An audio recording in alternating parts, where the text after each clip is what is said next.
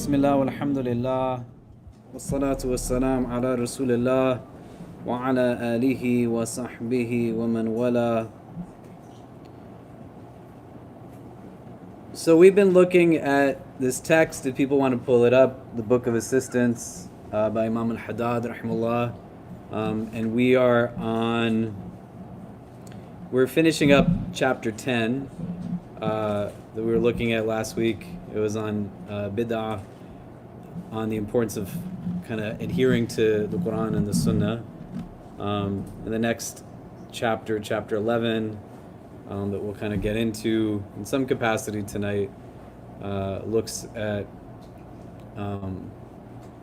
more broadly why it's important to situate yourself in a proper understanding theologically within our tradition.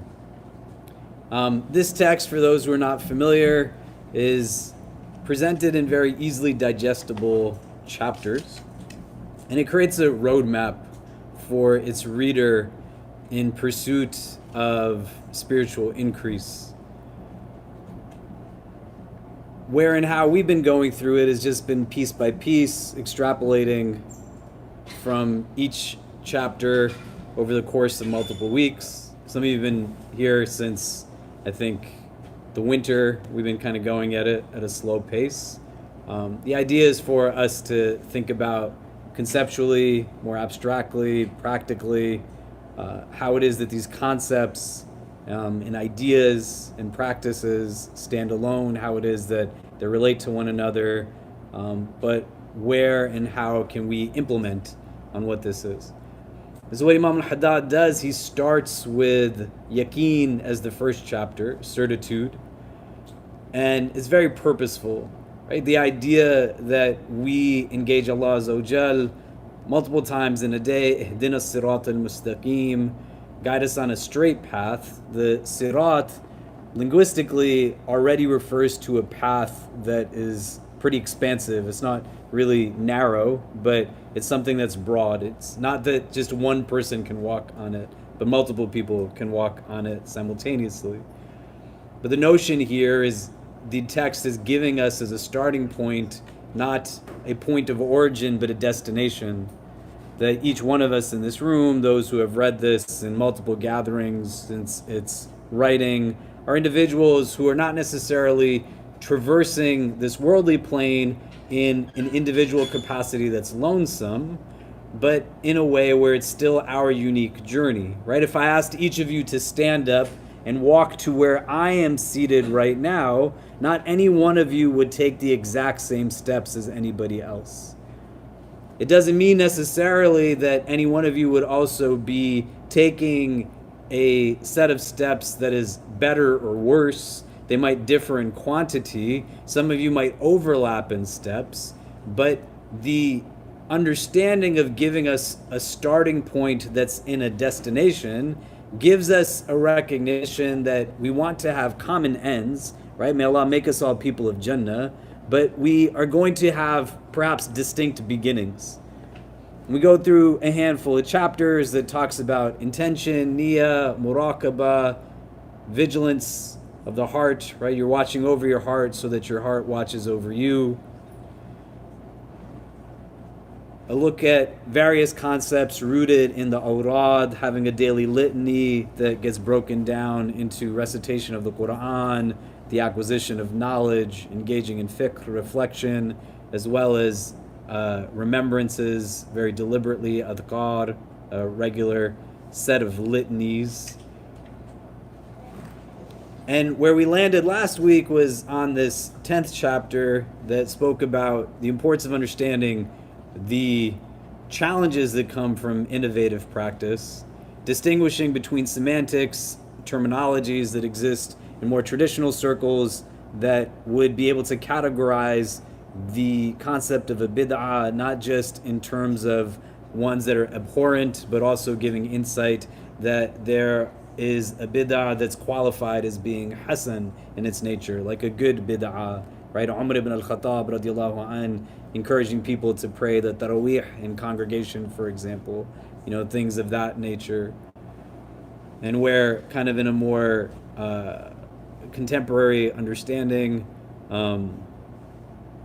There's still the recognition of these things, but not given that terminology. And some would say that there's like no good bid'ah as such, but you all who were here last week remember the conversation. That brings us now to this chapter on doctrine. What I want you to do just for a minute is to take the text and look at not the chapter, but scroll to the beginning where there's a table of contents. And in the subject headers, take a minute, peruse them, and then turn to the person next to you. What are the ways that some of these things now relate to one another? Right? When we were looking at some of these things at the onset, it was a little bit easier to think about, well, how does yaqeen relate to niyyah and muraqabah? How do we understand the role of the inner self and the outer self in relation to the vigilance of the heart or our intention? These are all actions of the heart, etc. But now you want to start to think about it in relation to some of these other concepts, right?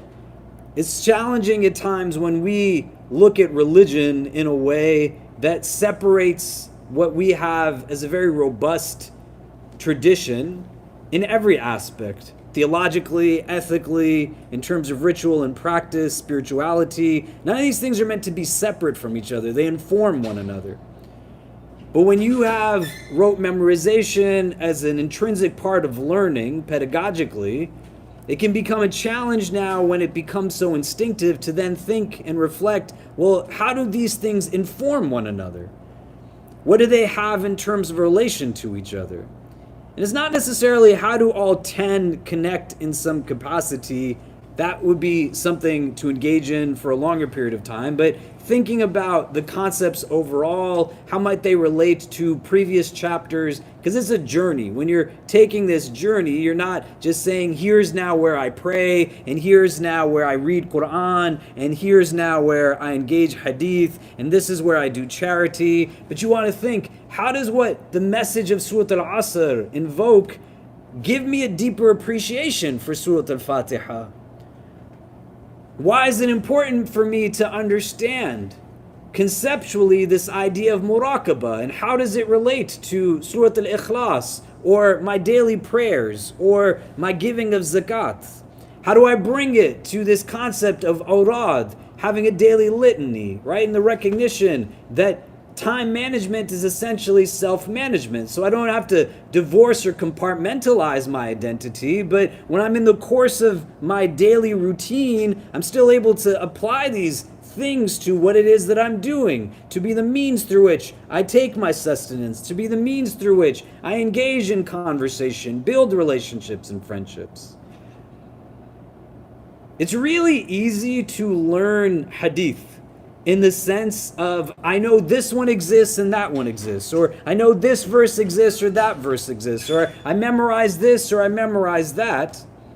If you were to conceptualize the ayat of the Quran that give us an entire text on a whole, you look at all of the hadith of the Prophet ﷺ and understand that they make up an entire life lived of a person ﷺ.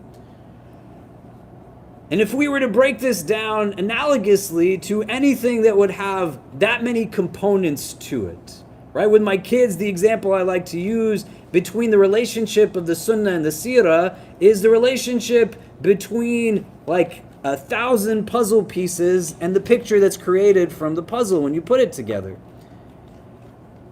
And if you were to able to put one corner of the puzzle together, or you knew that this section was maybe all of these because it matches in some way, but I don't know how to fit them together, nobody would say that 1,000 puzzle piece, 10,000 puzzle piece picture is something that if you could just put two of them together, you're an expert in that.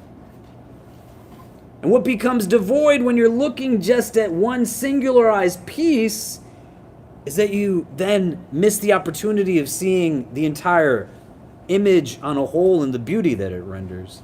Do you get what I mean? So we don't want to think about religion in a way that becomes myopic, but to be able to think about how these foundational ideas can inform now perspective. And that's what spirituality is. If we were to give it a definition, it's our ability to ascertain meaning from the surroundings that we situate ourselves in. That I walk through the same streets as somebody else, but I walk with a wakeful heart. May Allah give us all wakeful hearts. I have basira, a vision of the heart that allows for me to see it differently. When Isa alayhi salam, Jesus the son of Mary, peace be upon both of them, is with his disciples and they come upon the carcass of a donkey and it's putrid, it's a carcass, it's a dead animal.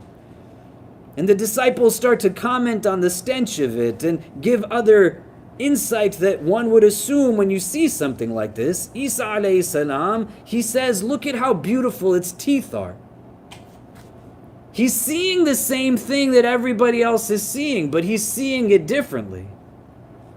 It doesn't come from just praying with your body, but praying with your heart. Not just prostrating in form, but through the form also understanding how do you in your entirety begin to prostrate. And we want to think about these things in different vantage points so that we're not just memorizing a definition and then having reductive understandings that become soundbite knowledge or trivia knowledge. That when someone asks a question, we just say, well, this is bad, or this is good, or this is wrong, or this is right. That sometimes happens, but a lot of times it's just about decisions and choices. That's why accountability is a big part of this religion. And the state of your heart can be measured through a metric of assessment by looking at the decisions and choices that you make. You want to know what's going on inside? Look at your decisions. You want to know what's going on inside? Look at how you treat people around you. Look at how you treat Allah's creation around you. Look at how you have that thoughtfulness, that mindfulness. It'll give you an insight as to what it is that you are harboring within. And for a lot of us, we don't take the time to pause and talk to people about, well, what does this mean to you, so I can expand in my own perspective on it, to make information more concrete inwardly by giving a place where we're expressing the thoughts, and it's not just sitting with the nafs or with waswasa, and to think about how concepts relate to one another, right? Like for a lot of you, when somebody taught you how to pray, they taught you the mechanics of prayer. They said, here's the do's and here's the don'ts. Here's how you make wudu. This is where you use water and these body parts and wash and rub. If you'd studied it a little bit more in detail, they might tell you in more intricate detail. Here are the 7 types of water you can make wudu with. Here's what you do if a bug dies in your wudu bucket. But then very separately, maybe somebody might have said, this is who Allah is.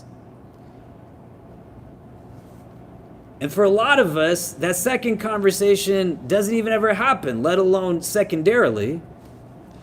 And so the ritual is just an ends in some capacity, not a means to something. I learned to pray, but nobody ever taught me how to pray to God. I learned how to pray, but nobody said this is how you also pray with that inner aspect of it. Do you get what I mean?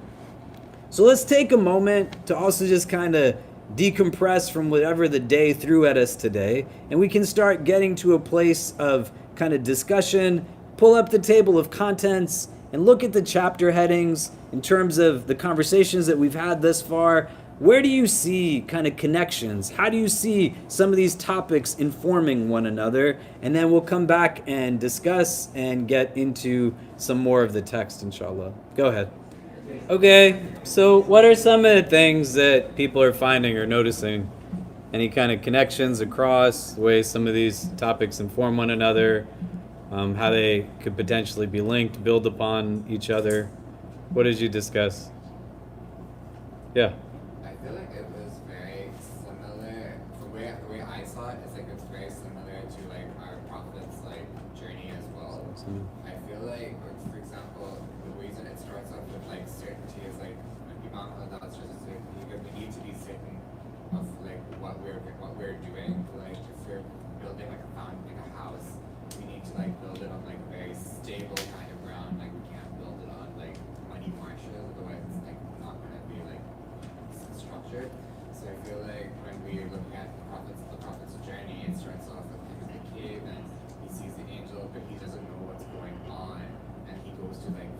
like, what did I just see? So then he's like, the wife and all, they make him certain, like, oh, this you saw the angel, and this angel is coming from this, omnipotent being. So he's becoming more and more certain, like, okay, I'm aware now, like, and then there are transitions to like intuition. It's like building a foundation. That makes sense. Yeah, great. Exactly. What else? What else did we discuss? Yeah. One of the things we discussed or noticed was that chapter 15 was on conduct in mosques, and chapter 16 was titled on the ritual of prayer. It was really interesting that conduct in these sections were put before the actual prayer. And I guess like one of the things we were just discussing is the importance of like rectification of character and the conduct with others, in addition to prayer and all the other things that we typically see as religious. Great. Other thoughts? What we discussed?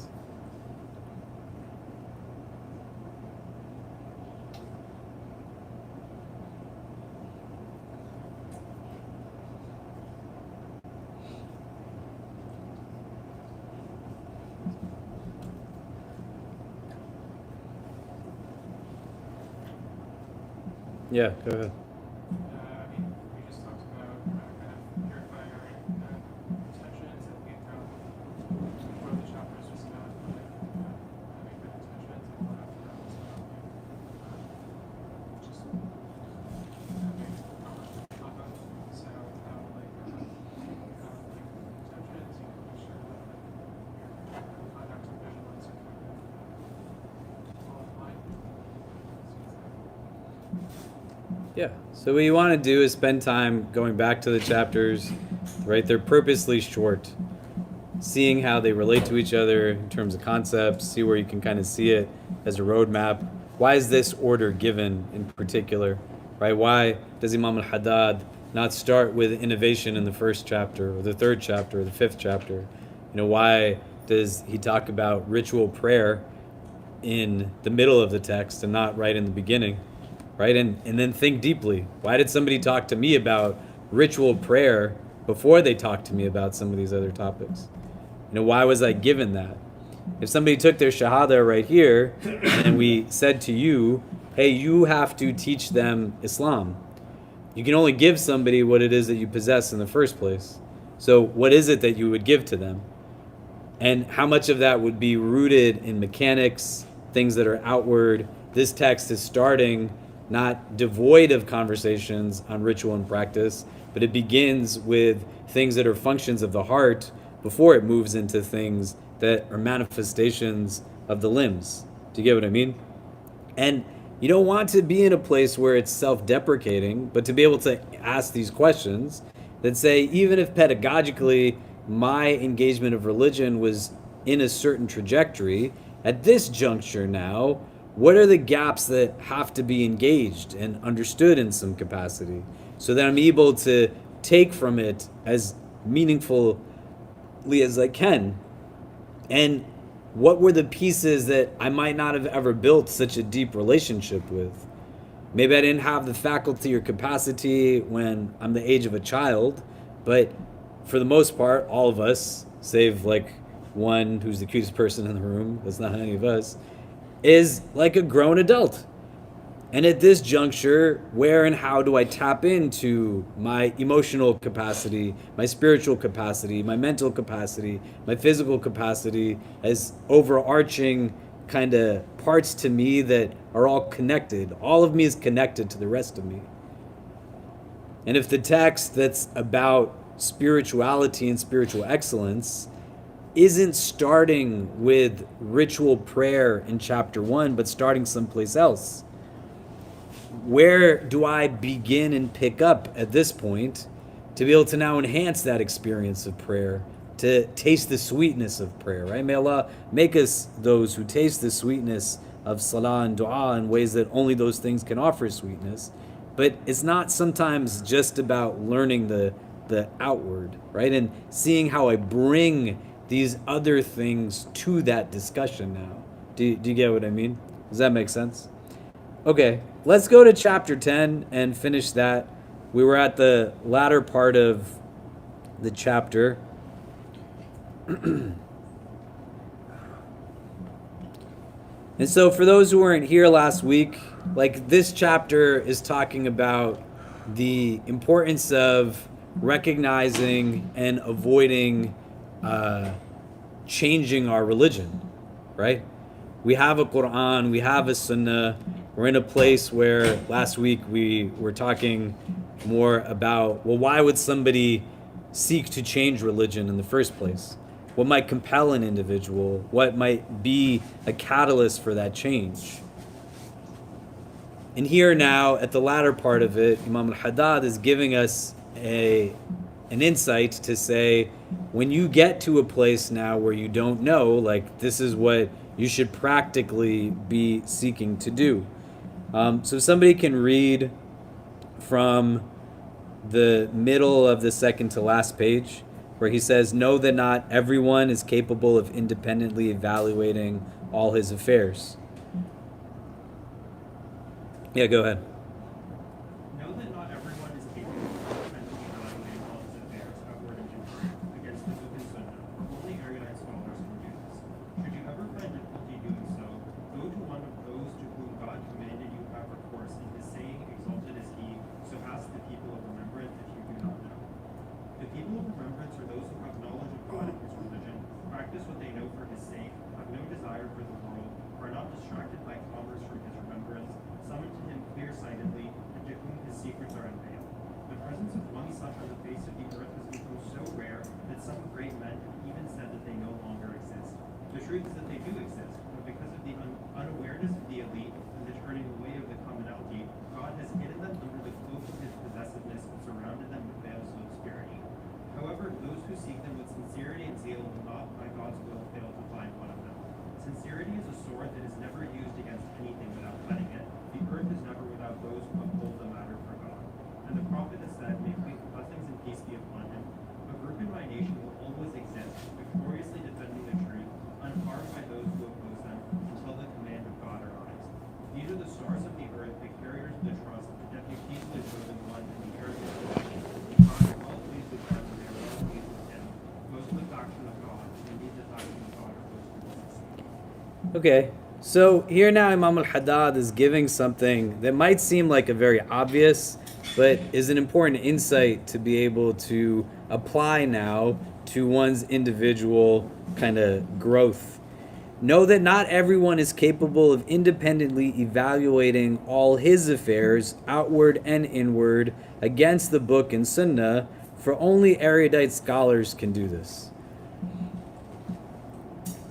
Commonplace in today's arena is a challenge of accessibility, right? I had a teacher who said to me when I first started working here that a successful community is a community that knows where their imam lives. And when we would draw upon like our tradition, the notion that people couldn't distinguish who the Prophet ﷺ was from amongst his companions when they would meet him the first time. After they were there for a little bit, they could see a distinction. This is an important thing to understand, that when we say the Prophet is leading from within, it doesn't mean that there still wasn't deference given to him. He's a prophet of God, right? Sallallahu alaihi wasallam. Like, you got to think about this also, not as a tangent, but as much as we recognize that there's descriptions of clouds that would just provide shade to the Prophet sallallahu alaihi wasallam. And we know that these kinds of things would happen, that he had a distinct relationship with all of creation. You have to imagine what it is for him to be consciously aware of his role within creation more broadly, and that this is how creation is actually responding to him. When you hear stories that the Prophet leaves to the mimbar for the first time, when the pulpit is built and the tree that he would lean against to give the khutbah is heard crying because he's no longer leaning against it.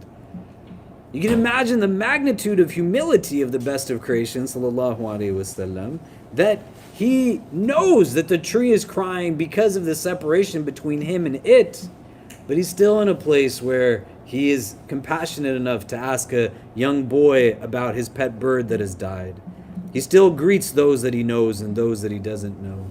But it's not to be confused. The idea that we say the Prophet was with his companions, sallallahu alaihi wasallam, doesn't mean that they still didn't give him the deference that he deserved as a prophet. Do you get what I mean?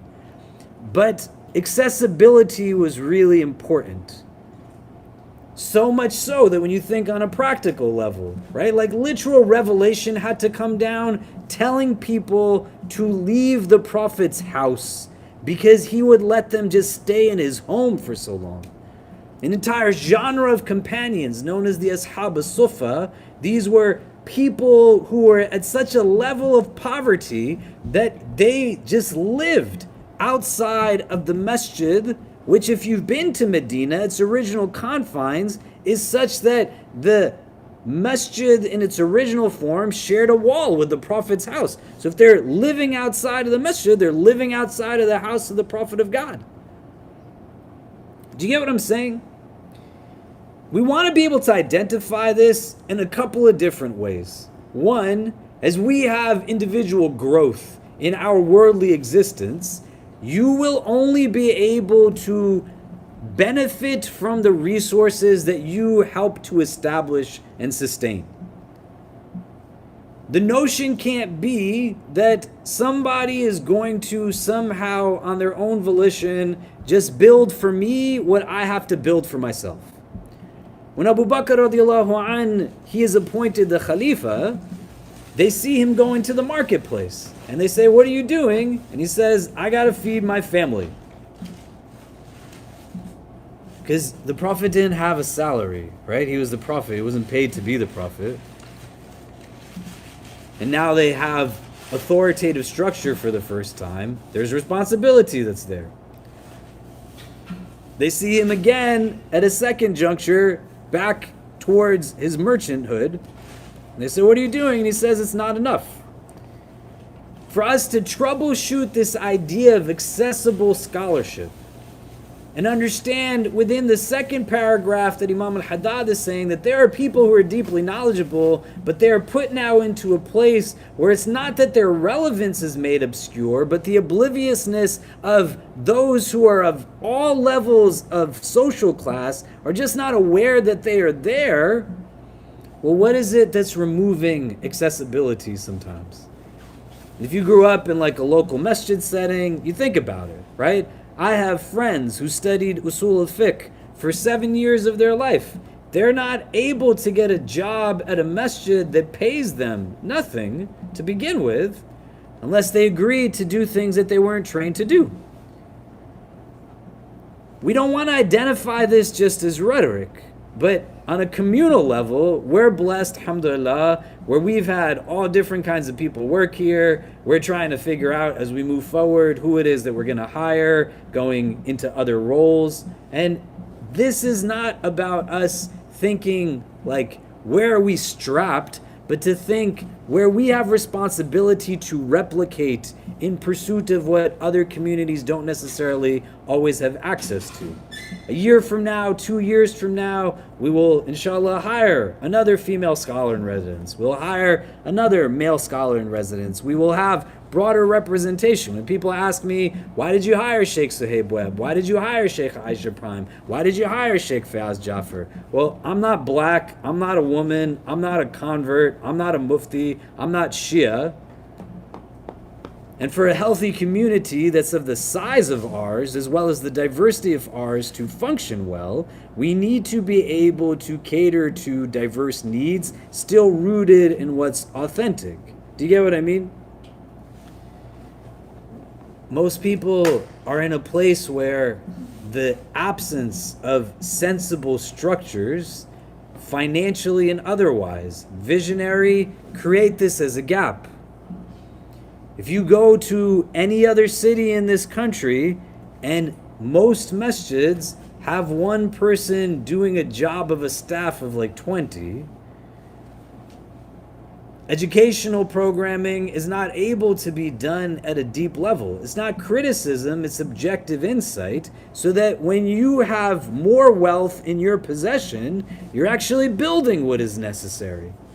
You're not just replicating what was done prior to. Does that make sense? Secondarily, here, there tends to also be a shift that supremacist mindset, whiteness can influence in the form of leadership, that ours is a servant-based model of leadership, right? In the consumer-driven society in which we live, where you have the CEO structure that has now an entire apparatus that is built to essentially serve the needs of the leader. The leader is not serving the needs of the ones that work for them. Do you get what I mean? And that mindset can be created very deeply within not just leadership structures in terms of like a religious scholar, but leadership structures on a whole. Board structures, governance structures. There's not necessarily conversations or understanding of communal needs that are data driven. And this becomes important to understand from the standpoint of religious sciences as well as just institutional growth on a whole. You all are necessary components to build out interdisciplinary modes of institution building. That Allah didn't give you your skills and talents and credentials and networks so that somebody just lectures at you about what your religion is, but so that you can live your faith in a way that builds cohesively the structures that help someone to come to a place of realization of their outward and inner state. So at a time when Christendom, for example, was literally burning people at the stakes, looking at things that were demonic as what the catalyst was for people's behavioral issues. You had mufassirin who were engaging our text and building out institutions that provided for wellness conditions that were not just physical ailments, but emotional, mental, spiritual ailments. The social worker, the counselor, the entrepreneur, the religious scholar, they all worked together to build out a process that was systemic and structural that allowed for the person who had no idea what was happening to them to go and be in some place that made sense for them. It wasn't that you sat down with someone and you asked somebody who was trained in something that was beyond their capacity of training because it has nothing to do with what it was that they studied. And it goes in both directions. Our religious tradition does not empower every Muslim to speak on behalf of Islam. And it's a weird thing that people do to us that creates us in this false representation of being a monolith or homogenous. I got interviewed by Katie Couric a few times, and one of the times was after she had made a comment that probably didn't kind of outlast her too well, where she said, we need like a Muslim Cosby show, right? And so people, yeah, she said it. It was like a while ago before everybody knew what they knew. May Allah make things easy for all those who are victims of predators and help us to understand that our role as Muslims is to always side with the one that is abused and oppressed and never with the abuser in any way, shape, or form. And so Katie Couric had us on a panel, and it was myself, somebody who's a politician, this guy who was on Little Mosque on the Prairie. If you guys remember the TV show from some time ago, you don't remember it because you're not 40 years old like I am. That's why. And a couple of other people, somebody who they brought on to be very purposely antagonistic. But then she was asking everybody questions about Islam. Like, what does Sharia say about this? And she's asking the mayor. I used to work for New York City in a capacity. Mayor Bloomberg appointed me to my role. I've never heard someone ask Michael Bloomberg a question on Jewish law. Why would they ask him that? You don't see people in a place where the expectation is that someone is now being asked to comment outside of their arena of expertise. The inaccessibility at times and the distance between sometimes somebody who really wants to know and those who know being responsive can create this conundrum now where I don't yield to the fact that I don't know and I just try my best in pursuit of I don't know, versus I still come up with an answer that at times can be misapplied and create more challenges, especially now when it's not even coming back to myself, but I'm giving it to somebody else. Do you get what I mean? Imam Al-Haddad here is also saying, thank you, I appreciate it. Imam Al-Haddad here is also saying that the importance is to be in contact with people who understand both the outer as well as the inner. My teachers would say is that you would have individuals who at one point or another were masters of an entire array of religious sciences. What you would have is an individual who would be known by a title of being Mujaddid, the reviver of Islamic sciences. They were able to bring people back in a multitude of arenas. And it's not that that doesn't exist today, but because of various reasons, more so you find individuals who are able to do that within individual disciplines and sciences rather than multiple sciences on a whole. It doesn't mean that there's not people who could do it across multiple, but there's that many more who could do it individually. What does that mean? You might have to talk to somebody who is a counselor that also is not necessarily a religious scholar. And every religious scholar is not going to be a counselor or a therapist. And there's nothing wrong with that. What's wrong is when we ask people to do things that they are not capable of doing, or we pretend like we're capable of doing something that we're not qualified to do. You don't want to answer a question that you don't have the training to answer. I don't want to do it. None of us wants to do it. Somebody was to ask me. My son was walking down the street with me today. Make dua for him. He's not feeling so well. He's got some of the similar breathing issues that I had a week ago, and he's 7. Allah give him shifa. We're going to take him to the doctor. And he's talking to me, about how he's feeling and what's going on.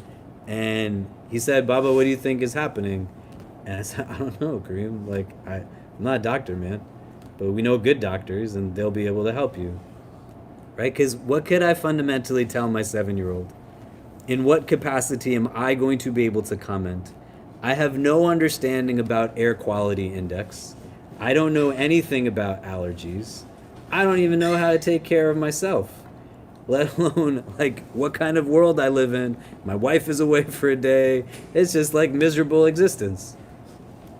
And so being able to understand fundamentally that what my son needs is for somebody who can actually help him to understand, and that it's okay for me to say to him, hey man, this isn't my skill set. I don't want to tell you something and then that's just stuck in your head, and now when the doctor tells you something different, you're going to say, my Baba said that it was actually this thing, right? What sense does it make? Do you get what I mean? Does that make sense? And it's applicable across disciplines. The opportunity to be able to just fundamentally learn then, but to not just learn what is concrete knowledge, but to learn who do I actually go to talk about this need that I have. Do you get what I mean? Here he is, ladies and gentlemen. We were just talking about you. How are you, Bubba? You say assalamu alaikum to everyone? What's going on? Okay, yeah, come sit. So I want you to think about this now, right? In the frame of all of the years you have lived, when you have to think about the things that you think about, advice, needs, concerns, etc., how do you approach finding someone to talk to about it? Do you get what I mean? And really, think within the prism of a Muslim, because there's no shortage of Muslims. It might even be you, which is totally fine, but we want to confront it. Who will consistently just go to the quote-unquote most religious person to find an answer to everything. Do you know what I mean? That doesn't always work. So on here, know that not everyone is capable of independently evaluating all of his affairs outward and inward against the Quran and Sunnah, where and how would I start to think more broadly? How do I equip myself with a base that enables me to know where and how to access the information that I need? You lose a loved one. May Allah grant them all ease. Who do you talk to when you're in a state of grief? A friend betrays your trust. What do? You lost a job. Somebody's evicted from their home. You get to a place where there's a need to be able to engage with people from outer and inner aspects.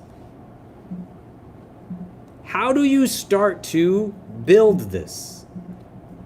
Recognizing the multiple facets that make you you. You're not just a physical body, but you have an intellect, the aql, you have the qalb and all of its layers, your spiritual heart, you have the ruh, the soul, you have the nafs, the lower self, you have irada, sheer will and determination, you have your memories, you have your emotions, you have your feelings, you have your experiences. Where are the people that, if we were to create a generic bucket list for every Muslim, those who have knowledge that we should all have in our Rolodex, a referral, this is who I go to talk to know about this part of me. This is who I go to talk to know about this part of me. What are some of those people that we should know? Because the Quran says, go and ask the people who know. So if I know who doesn't know it, it still doesn't mean that I know who knows it. How do I name those people? Do you get what I mean? Does that make sense? And then what are the steps I take to start finding, to start accessing? And then a third frame that I'd love for us to think out together, how do we do that on a community level? Right? Somebody walks into New York City, which is a big, lonely city, and they leave behind everything, and now they're trying to figure out, like, how do I navigate some of this? What do we equip them with so they don't have to go through some of the gaps? So if you could think about it and turn to the person next to you, talk it out a little bit. Who are the people that I need to know? What are the things that they know that I need to have in my life for my overall wellness and existence? Emotionally, mentally, spiritually, physically. Don't pathologize myself, but it's there. And then how do I start to build those connections? Does that make sense? So let's turn to the persons next to us, come back and discuss in a few minutes. Go ahead. Okay, so what are some of the things that we're coming up with? If I'm a Muslim living in New York City, United States, and I'm now at this place in my life, and there's a lot of things that I just don't know, and it gets really tough when I need something, but there's not kind of an option there. I want to start building this out for myself in some capacity now, right? Not so that when I'm at my wit's end, do I then search in the midst of like chaos, right? When you're drowning, that's not the time to look for a life vest, right? When you're drowning, that's not when you're now saying, man, I wish like I had learned how to swim. When you're in the midst of it now, you're at the mercy of anything and anyone that's going to pull you out from this. Do you know what I mean? We want to preemptively deal with that. And recognizing that knowing is not always, it will quite often, but not always just be in the form of like a fiqh question. What does Islam say about something? Islam is not a person that talks that you can go and ask these things to. Knowing how to navigate real life situations that you can benefit from insights of others, but it's not the same as I'm just going to go on YouTube and Google something and then that's going to give me something that I mesh into my life. Do you get what I mean? There's a reason why like so many people are hurting inside. May Allah make things easy for them. There's a reason why like so many people chase after the very next thing that they're told, maybe this will give you happiness. You're not just buying the novelty of the item that you purchase. You're not just buying like the apparatus, but you're hoping that it's going to actually render for you what it claims in its marketing appeal, that this will bring you some inward solace. When in reality, all it's doing is a band-aid, and you need to buy the next version of it, right? If this really made you happy, why do you have so many different versions of them over the last 6 years of your life? And that's not meant to be like a self-deprecating question. It's just to ask the question and then answer it. Right? Do you see what I mean? So what did we discuss? Like, what are the arenas that I might need to have somebody who has knowledge and expertise that I can benefit from? And where and how can I begin to access that in some way? What did you talk about?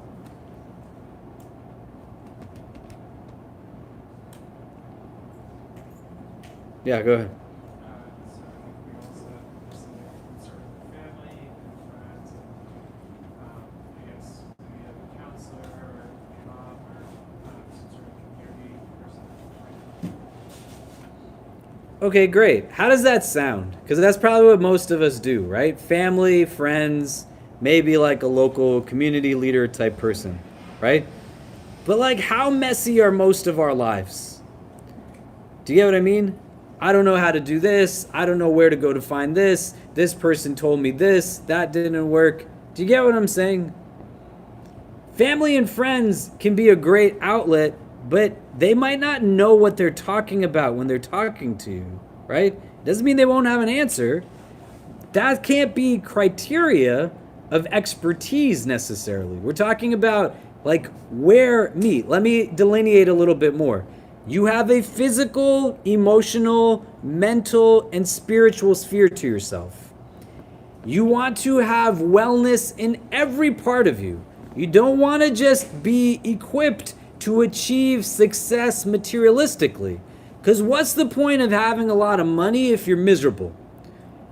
Really?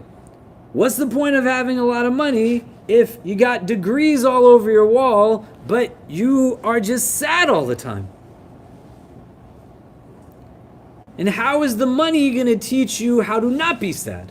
Do you get what I mean? Does that make sense? Right? It can give you things. It can give you comfort. It can give you privilege. Right? It can give you a state of obliviousness to the realities of people who are distinct from you. But in all of the spheres of yourself, what are the things that you need to know? Right? I'll give you some examples. Right? Most of us eat garbage. It doesn't mean that like we shouldn't enjoy the blessings of what Allah gave to us. Can you go to your local imam and that person is going to teach you how to be nutritional? Maybe some of them might. I clearly cannot tell you like what kind of food you should be eating. I have the eating habits of a 7-year-old. This is why my kids and I get along so well, because that's what my palate is. Do you know what I mean? I can tell you things that I do for my own wellness and offer insight, but I'm going to always turn to somebody who's a nutritionist to be able to say, like, hey, we need some of this. Your mood is impacted by what you eat. You might not think that it is, but it is. Why do you feel happy when you eat certain things? Why are you more prone to anger when you're in those first couple of days of Ramadan, detoxing from caffeine? The food is impacting your mood, whether you want to admit it or not. Where did you learn what kind of foods were good for your body, were good for your heart? Right? Literally, food that makes your heart hard also makes your soul hard. Do you get what I'm saying? It's not meant to be clever, but there's an aspect to it. There's hadith where the Prophet ﷺ says that Allah does not like the portly scholar. If you're like a real person of knowledge, you're not going to have a physical wellness routine that is non-existent. If you really get it and you really know, that's the kind of question I'm asking you. What kind of things do you need to know, and who are the people that are going to tell you those things? Because then some of it's going to be really easy, right? My son and I were just watching this new Netflix series on quarterbacks. Has anybody seen it? Quarterbacks series? Really? Yeah. Great. Yeah. You don't watch TV, you're good Muslims. MashaAllah. So Patrick Mahomes and Kirk Cousins and Mariota, the Falcons, Vikings, and Chiefs quarterbacks. The guy who's the Falcons quarterback, he hired one of his friends to be his cook. And the guy just makes him meals. That's his job. And my son and I are looking at each other. And Kareem, who just walked in here, he's like, Baba, you know some of these guys, they make $3 million per catch, like in this game. And I was like, yeah, that's probably right. Like on average, if you break it down, they're making a lot of money. I was like, well, that's why that guy has his own personal chef. But he's also looking after his friends. He's got their back. He hired them, and that's what he's doing. I was like, Kareem, not gonna ever happen. Sorry, man. Right? But you don't need to know that.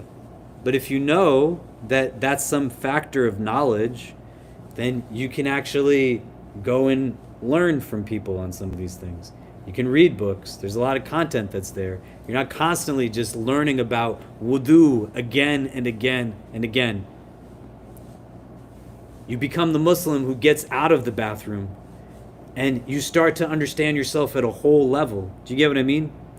Where do you go for physical wellness that doesn't tell you to exercise for vanity, but exercise for your health? When I wake up every morning and I run for like an hour, it's not because I'm trying to impress anybody, right? Alhamdulillah, I married up. I don't even know how I tricked her into getting married to me. But at this point, I recognize like I have responsibility to a community, and I also understand I have responsibility to myself. And when I transition to a place where my intentionality for exercise, coming off of rigorous exercise, I was supposed to play sports in college. I had a lot of injuries in my senior year of high school. Recruiting stopped, these kinds of things. I went from working out 3 times a day and having my own trainer to now like in a place where in my 20s, I just stopped working out altogether. And I'm more healthy and energetic when I'm 40 than I probably was in the middle of my 20s. But when I go to run, it's not so that I'm trying to like impress anybody. It's so that I know it's like going to be really good for my overall mental wellness and my emotional wellness. You don't need to pay somebody $1,000 a month as a personal trainer to know that. But if you don't know that you need that, you're not going to then make time for it and then seek out instruction from people who are going to tell you, you probably have 20 minutes 3 times a week to go and do something that you enjoy. A brisk walk, going for a run, and if they could package in a pill what exercise does for you in terms of happiness, it would definitely be something that was monetized in some way. Do you get what I mean? So what are those things that we need to know? And who are the people that we go to? If you think about your entire self, the Islamic psychology of the self, that framework, you're not just a body, there's so much more to you. Where are those fields and disciplines, and who are people that we can turn to, the things that they've authored, right? Where I live in this building, I don't live in this room, we live upstairs, right? There are in a 6-block radius of this building, 3 different libraries. You can go have conversations with experts on anything.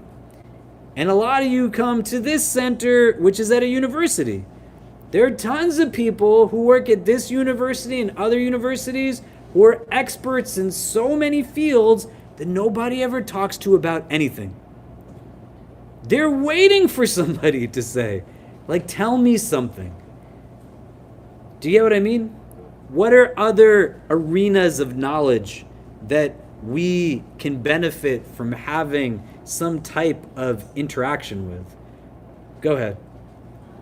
I think one of them really important, especially in the context of what we're saying, looking at Islam, the way that we practice it in a holistic view is always keeping in mind and learning more about what it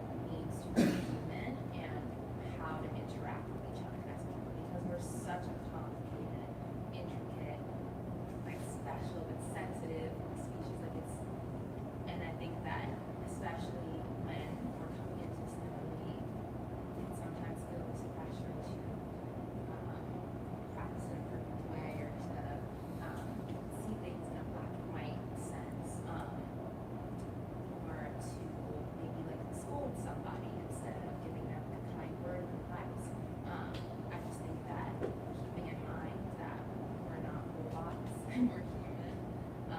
And also keeping in mind Allah's perspective on that there's a reason why He tells us every single that He is Ar-Rahman Ar-Rahim, because that is such a pivotal understanding that as humans we need that. It's not just a kindness, but it's a need. I think that having those types of understandings of each other and really seeking a deeper understanding of each other is important. Amazing. And we could extrapolate so much from that. That's gems, right? Even if we just took this idea of being human and kindness and compassion. Do you feel bad when somebody is kind to you? Or when you see someone do an act of kindness, do you get disgusted by it? Or do you feel motivated by it? Where do you go to be surrounded by kind people? Where do you go to learn how to treat people well? Right? You could go out into any bookstore. I was walking around Barnes & Noble the other day on a phone call, and I was just going up and down the stairs and walking around looking at the books while I was on the phone, and there's tons of like self-help sections, self-development, all these kinds of things. There's books that tell you how you treat yourself. There's no section that teaches you how you treat other people. How do you learn to do that? And then who needs kindness? Just the recipient of the kindness, or the one that's the conveyor of the kindness? Where do you go to get that information, right? You got little kids that are in the room, after they get past kindergarten, the golden rules stop. Most of what you are socialized with teaches you how to acquire things that are worldly, rooted in a core belief structure that's not positive, but it's negative. Not at our own fault, but I'm not good, I'm not worthy of love, I'm not worthy of success. If I had money, people would like me. If I had this car, people would like me. If I had this degree, if I was of this profession, if I was this, if I was that. It's all rooted in a core belief structure. The intentionality is not rooted in something empowering at a surface level. And deconstructing some of this, right? And you might think, is this something that's actually important? Yes. Like, who and where do you go to learn how to treat other people for their benefit as well as your own? Who are the people of knowledge? What kind of discipline is that? Most of our industries are awarded success not from the actualization of ethics, but a willingness to compromise on ethics. You advance, you move forward. That's why CEOs are statistically the most emotionally unintelligent people in companies. And the ones who are at like mid-level are more statistically emotional intelligent, because the guy who's at the top that they're willing to pay big money to is the one who's willing to tell you it doesn't matter that your family member is sick. You got to be in the office. It's going to make you feel like you're doing something wrong because you leave the job after 40 hours of work in a week. And it's not physical shackling, it's psychological shackling, right? Who teaches you about how you function cognitively? Allah built us so beautifully. Do you know how your mind works? And there's people who know, and they manipulate you to get to believe certain things about yourself so that you get stuck. You don't find contentment. Do you get what I mean? It's not to belabor the point, right? But if you don't know what these experts are, you gotta sit down, write in a notebook. Who should I be talking to about my emotional wellness, my physical wellness, my mental wellness, my spiritual wellness? What are the arenas that these things are impactful of me on, right? Why do you sleep the way that you sleep? Go talk to a sleep expert and tell them your sleep habits and see if it makes any sense, and then try to understand why your mood is the way that it is. Why your drive, your ambition, your presence in prayer. Do you get what I mean? Yeah, go ahead. We we all like mutually outline that we should go to like family relatives or like a counselor or an imam, but like what we mutually questioned was like how do we trust the imam, or how do we know that they're credible, or the resources that are online, like how do we trust those websites, and how do we know that those are credible? I don't know. I mean, you think about how legitimacy is built, right? A lot of us, we look at credentials and degrees. You go to a local doctor because they graduated from a medical school, right? That's one way of credentialing and legitimizing. Another way that legitimacy is built out is from consistency, right? We understand somebody from a track record, right? Quran can teach us certain things, right? Lima taqulu ma la taf'alun. Why do you say that which you don't do, right? So you want to be with people who are genuine, have people who they're telling you something that they're doing themselves. But what I'm trying to say is don't let the exertion only be to the imam, because there's many disciplines of knowledge that you don't have to assess the character of the person. You can even go to a religious scholar and they're your professor, not your teacher. You don't have to take character for them, you take information from them. But there's so much more to you than just constantly knocking on the door of only like the religious scholar whose podcast you like to listen to, or the religious scholar whose YouTube channel you subscribe to.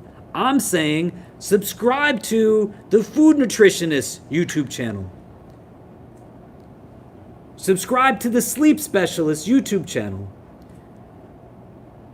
Build a relationship preemptively with somebody who is a counselor that you can vibe well with, so that you don't walk into a space in a moment of difficulty and you're now trying to also feel out, like, do I really get this person or do they get me, right?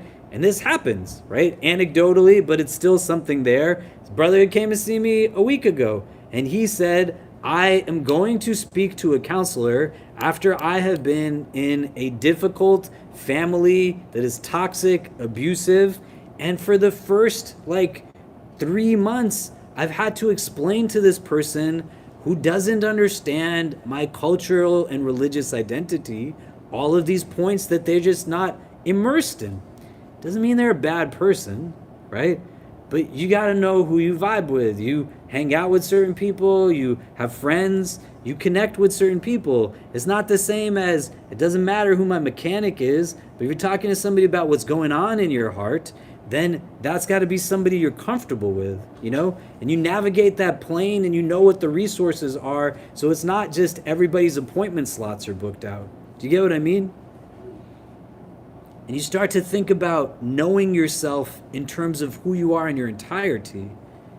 And then these other pieces will start to line up in terms of what it means. And what does it mean? When you are engaging a religious figure purely in a virtual capacity, this is a departure from how the companions engaged the Prophet of God. It was a heart-to-heart interaction. You gotta try your best, but it's very different when you're listening to a recording of something versus you're sitting down with somebody who is making time to actually speak with you directly. Do you get what I mean? Does that make sense? So what I would suggest is thinking about this more broadly, right? There are buckets of things that we can take a look at that are not just in the aftermath of illness, not just in the aftermath of tragedy, not just in the aftermath of difficulty and trial, but preemptively also in a moment where there's homeostasis. We start to think out, hey, I'm like a whole person. So who do I go to help me know about things that I've never even thought that I need to know about? I really ask you, honestly, just think about the basic things that you do. Why do you sleep the way that you sleep? Really think about it. Think about the struggle you have sometimes waking up for Fajr, when you really want to wake up and you can't. and you go and you delve deep into like spiritual texts, and you hear talks that say, if God really wanted you to wake up for Fajr, he would have you wake up for Fajr. Why would Allah not want you to wake up for Fajr, man? What kind of depiction of the divine is happening in that moment, right? But what I'm saying is, did you ever go talk to somebody about like your sleep needs in relation to why you're sleeping through Fajr? Do you get what I'm saying? Do you ever talk to somebody about what time you should stop eating food before you go to bed and how that impacts the state of grogginess you're in when you wake up? Do you ever talk to somebody about what it's like on the nights that you're arguing with your parents or your significant other in ways that create agitation right before you go to bed? Or somebody who is a real knowledgeable person that you vibe with who says, this is what you're doing to yourself when you're staring at a screen right up until the time you go to sleep. Do you get what I mean? Okay, let's go back to the text.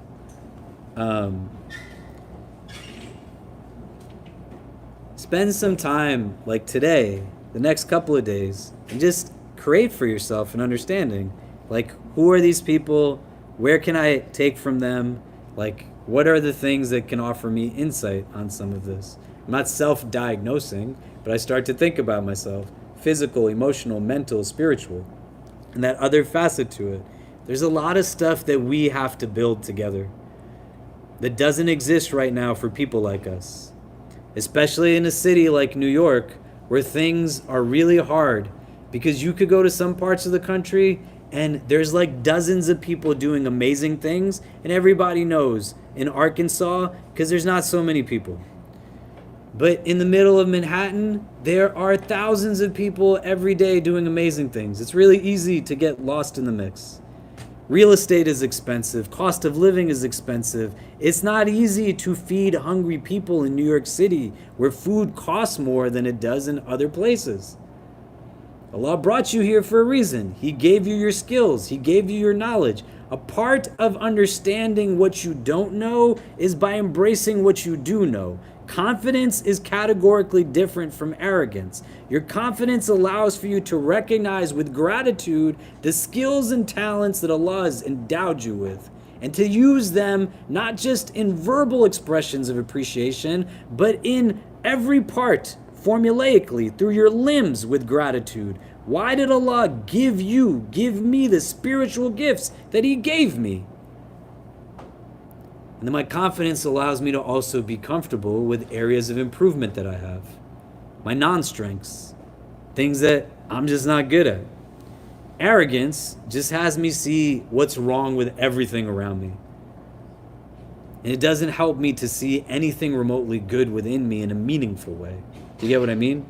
So you're an ingredient in this interdisciplinary mode of institution building that you need, like your skill set, to be a variable in making these things happen for people's needs, outward and inwardly, to be built out. So as he continues, he says, the people of remembrance are those who have knowledge of Allah and His religion. So that's one aspect to it, right? We're asking, like, what are certain criterias of things? Like, somebody's going to tell you they're an expert. They're going to need to have a base of where they're drawing their information from. Does that make sense? So let me ask you, like, for yourself, if you don't read the Quran ever, how would you know what it says, right? And then, a second level, if someone has read it, is that enough of a reason for them to say, I understand what it means? What are the connections here? At a baseline, you have to equip yourself with a recognition of what this religion is about, and being able to understand that just because somebody tells you they know something, that's not the basis through which you then determine they know something. I don't get to walk into a room and say, I'm so cool, and everyone's like, oh, he's so cool, just because I said it, right? You will assign value to me based off of what it is that I interact with you on. And you don't want to leave it to chance, that it's not somebody else's knowledge that you're assessing, but a discomfort perhaps, not with a negative connotation, but an ignorance that is an absence of my own knowledge. Not because I don't have capacity to know, but I haven't put the time in to actually know it. That's why Imam Al-Haddad, he says in an earlier chapter around your regular litany, your awrad, you have to have a wird of acquiring knowledge. If you're not like increasing in that, then you're not increasing in it. And here's other criteria that he's giving, right? So those who have knowledge of Allah and His religion, and this is also important, right? It's not just knowledge of religion. Everything in this deen goes back to Allah.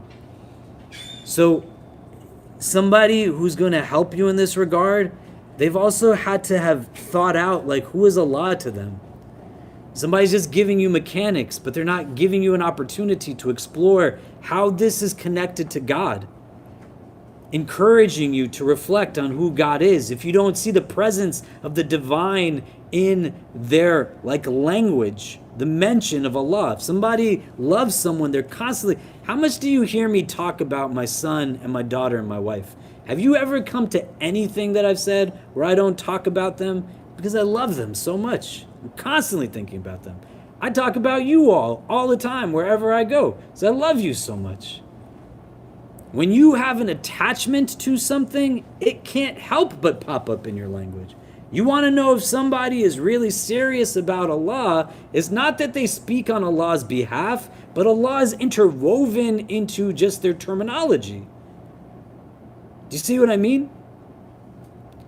And there's a recognition that they're doing what they do with an understanding, not that it just makes sense to them, but that's what Allah wants them to do. They're not anti-racist because racism is simply just bad. They're also anti-racist because that Allah wants you to be anti-racist. There's no questions about it.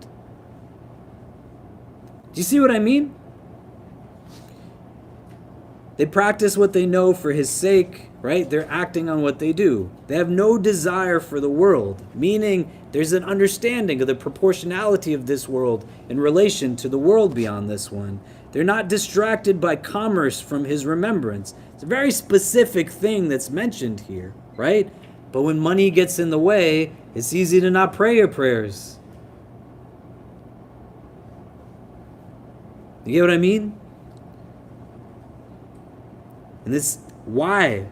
Why am I allowed to miss Jummah? For what?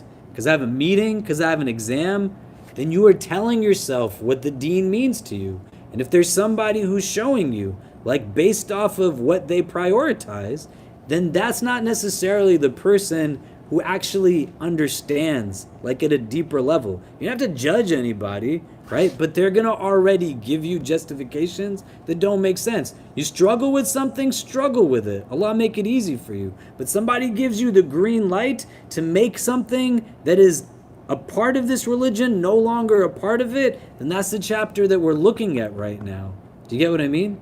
Right? You're not supposed to change it. It doesn't need to be changed.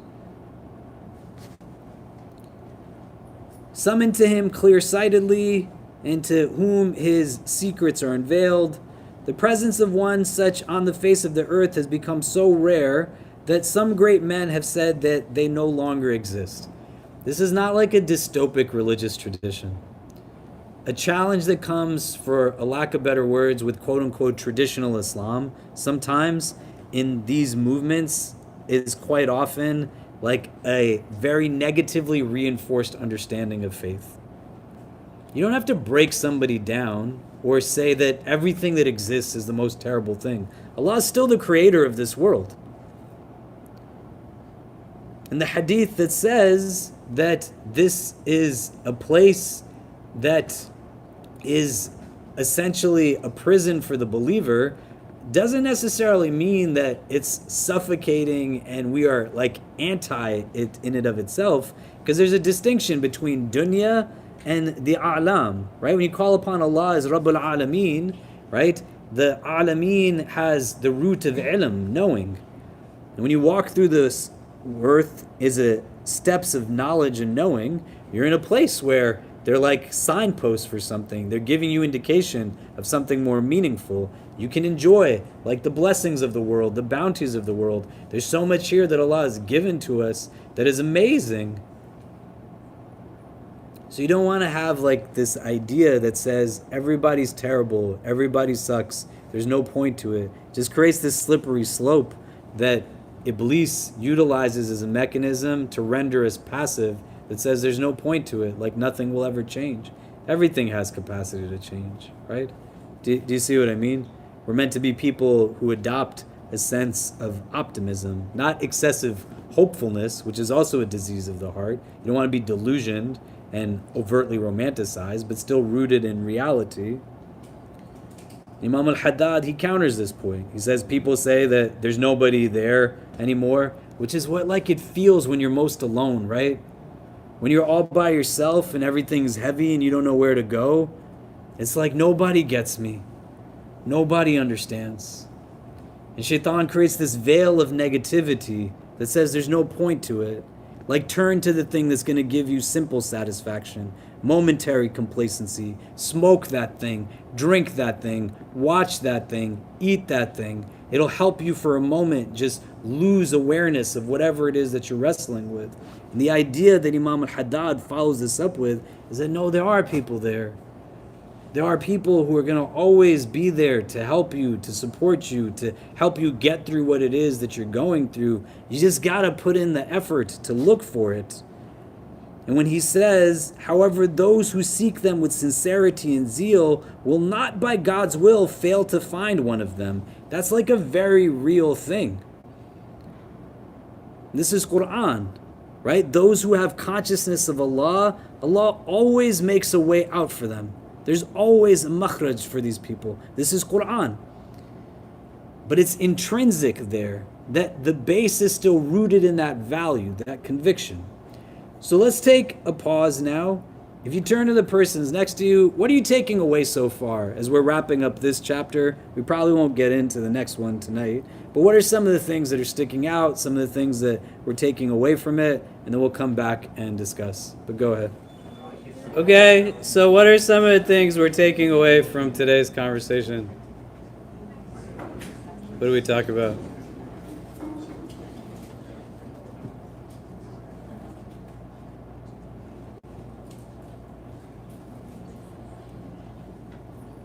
What did we discuss? Yeah. One of the things we discussed was like not gatekeeping things and trying to turn every position of someone and to make sure that the community is like well diversified. So you're just helping people who are the same race as you, or the same country as you, the same region as you, or the same family as you, and not. Yes, you're having people, but you also need to diversify.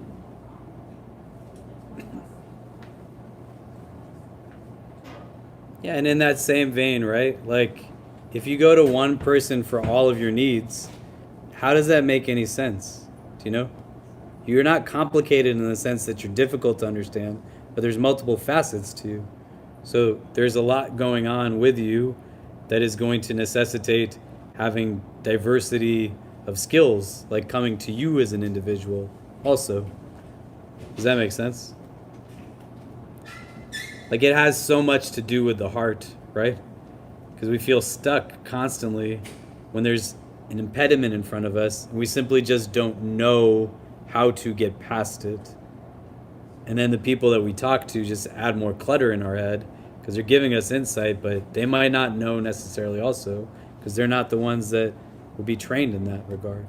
But definitely on this idea too that if it's conditional, right? Like real knowledge that's given to you is not something that you're only supposed to give to benefit people who quote unquote are like similar to you in some way. You know, the hadith that tells us that when the person goes out to seek knowledge, that even the fishes in the sea make dua for them. The commentators on this hadith say the fishes are making dua for that person because they know that that person is going to use that knowledge to do things that are going to even benefit the fishes in the sea. Like they're going to be doing things with that information that's going to honor all of creation. Do you get what I mean? Definitely not just like creation that shares race and class and ethnicity with you, you know, which is different from needs for empowerment movements like within marginalized demographics. That's not what we're talking about. We're spaces that people deserve and need to come together who can understand similar life experiences because of shared race, shared class, etc. You know, we're talking about like who do you give, like who benefits from your knowing of things, right? What else do we take from today? Yeah, Everything we share. great. So. You got a fun group right there, it looks like. I really love the last point you made about how there's always someone when we're in a place. So I shared a story about how a few weeks ago I was on Mount Rainier in a Tesla, and it was my first or second time in a Tesla with my mom, and we were at like 39% battery, and there's no data. It started snowing. There was nowhere on the mountain. It was Sunday night, and the sign said that the road was going to be closed from Monday to Friday. And so we were terrified because I don't even know if a Tesla can drive in snow. And so we were scared. We didn't know where to go. We had no data. And so I was really, we were literally like, if we can't get out, we're going to be lost or worse because no one's going to find us. And so then I just remembered the faithfulness that one of the Subhanallah and I put in context in terms of the stories, remembering like Prophet Ibrahim Islam and how much and how awful it must have felt to be thrown into a fire and then have to recite that because he had so much trust in God. Or Hajar Islam running desperately for something for her child. And I felt those, like I just felt a lot of empathy in those moments. I was difficult moments. And somehow, without data, without like anyone around us, I was able to get to a charger at 5% battery, and I'm completely convinced the only reason that happened was because I had these stories with me to take with me in a very difficult moment and to put those in context during that weird time. Alhamdulillah. Yeah, jazakallah khair. Thank you for sharing. And thank you for encouraging her to share. Inshallah. Yeah. Other thoughts, other takeaways from today? Yeah. Just to add to what you said Michael's story, I just read somebody was talking about something that basically Allah changes the discrimination for us people when we rely on Him. Like for example, okay, had water in the desert or the fires. So it was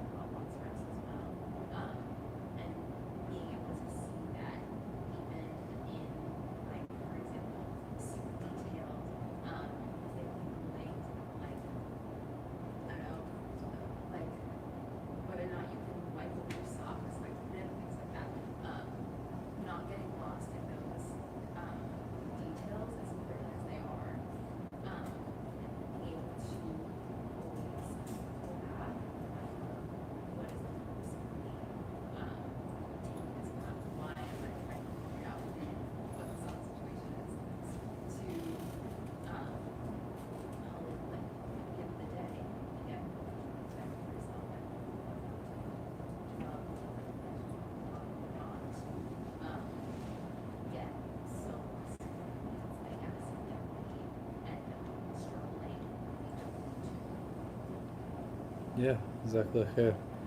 Right, and a way to increase in even vantage points is through like learning. Like I would argue why a lot of people continue having these kinds of conversations that are not unimportant as you say, but it's because we're limited to be able to express ideas around the things that we have familiarity with. And that's what so much of us have. You know, my wife, mashallah, reads a lot, and my kids as a result read a lot. And my dad, like, would see him with books in his hand all the time. And I realized, like, more and more just how much my wife is actually like my father, which has been an interesting experience for me to kind of come to terms with in certain ways. But when we got married, one of the things that my wife said to me, amongst many things, to kind of whip me into shape, was like, you have to read more. And I said, why? And she said, because people come and listen to you talk. And how are you going to build and deepen in your ideas if you're not like learning and growing and continuing to increase in a knowledge base in a certain way? And you'll be able to like articulate things differently and understand things differently by like engaging in ways that then it's not just repetitive, do you know? And that happens a lot, right? So talk to the people who know so that you're also able to like see things from very different vantage points. And allow for the conversations to get deeper and to see that it's all a necessary part of what was so beautifully just described, like an entire image that your whole life lived at the end of the day, right? This day is not just like the all end all be all, but it's creating something and crafting something. Yeah, exactly.